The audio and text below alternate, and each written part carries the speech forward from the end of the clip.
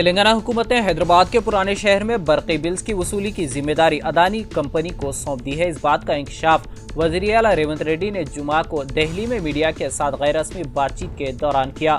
وزیر اعلیٰ ریونت ریڈی نے کہا کہ اڈانی گروپ کے ساتھ جاریہ سال جنوری میں ریاستی حکومت نے داؤس میں تلنگانہ میں سرمایہ کاری سے متعلق معاہدے کیے تھے۔ اس موقع پر اڈانی گروپ نے برقی کے شعبے میں سرمایہ کاری سے متعلق بھی معاہدہ کیا تھا۔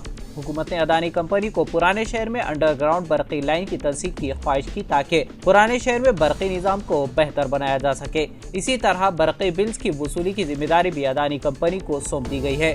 وزیر اعلیٰ ریونت ریڈی کے اس انکشاف کے بعد اپوزیشن جماعتوں نے الزام لگایا کہ ریاست میں برقی کے شعبے کو خانگیانے کی کوشش کی جا رہی ہے۔ پائلٹ پروجیکٹ کے تحت حیدرآباد کے پرانے شہر میں برقی بلز کی وصولی کے ساتھ ساتھ برقی کی سربراہی اور دیگر امور کو بھی اڈانی کمپنی کو سونپ دی جائے گی۔ اس کے بعد حیدرآباد کے دیگر علاقوں میں برقی بلز کی وصولی اور سربراہی کی ذمہ داری اڈانی کمپنی کو دی جانے والی ہے۔ اس کے بعد ریاست بھر میں برقی کو پرائیویٹ کر دیا جائے گا۔ نیشنل ٹیسٹنگ ایجنسی نے NCET، joint CSER، UGC NET اور UGC نیٹ جون 2024 کے امتحانات کی نئی تاریخوں کا اعلان کر دیا ہے۔ اس سے قبل یہ امتحانات ناگزیر حالات کی وجہ سے ملتوی یا منسوخ کر دیے گئے تھے۔ جون کا UGC نیٹ امتحان پہلے 18 جون کو ہوا تھا، لیکن اگلے ہی دن اسے منسوخ کر دیا گیا تھا۔ NTA نے جمعہ کی رات جاری کردہ ایک نوٹیفیکیشن میں اعلان کیا کہ NCET 2024 اب 10 جولائی کو منعقد کیا جائے گا۔ اسی طرح مشترکہ CSER UGC نیٹ کا انعقاد 25 تا 27 جولائی تک کیا جائے گا، جبکہ UGC نیٹ جون 2024 سلسلے کا امتحان 21 اگست سے 4 ستمبر تک منعقد کیا جائے گا۔ NTA کے نوٹیفیکیشن میں امیدواروں کو مزید معلومات کے لیے اس کی سرکاری ویب سائٹ www.nta.ac.in پر وزٹ کرنے کی صلاح دی گئی ہے۔ اس نے یہ بھی کہا کہ آل انڈیا آیوش پوسٹ گریجویٹ داخلہ امتحان 2024 اس کے شیڈول کے مطابق 6 جولائی کو ہی منعقد کیا جائے گا۔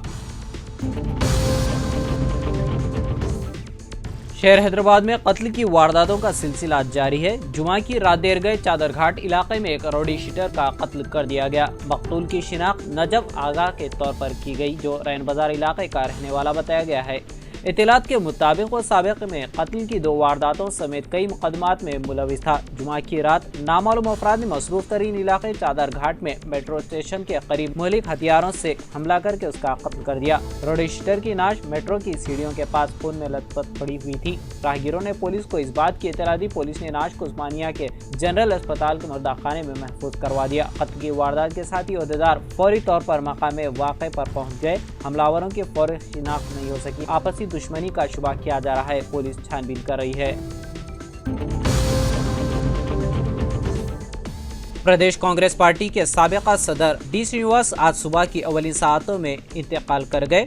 ڈی سرینواس گزشتہ چند دنوں سے علیل تھے۔ پسماندگان میں اہلیہ اور 2 فرزندان ہیں۔ نظام آباد کے رکن پارلیمان ڈی اروند ان کے چھوٹے فرزند ہیں۔ سابق میئر نظام آباد ڈی سنجے ان کے بڑے فرزند ہیں۔ ڈی سرینواس اپنے سیاسی کیریئر کا آغاز NSUI سے کیا تھا۔ ریاست کے صدر NSUI بھی رہ چکے ہیں۔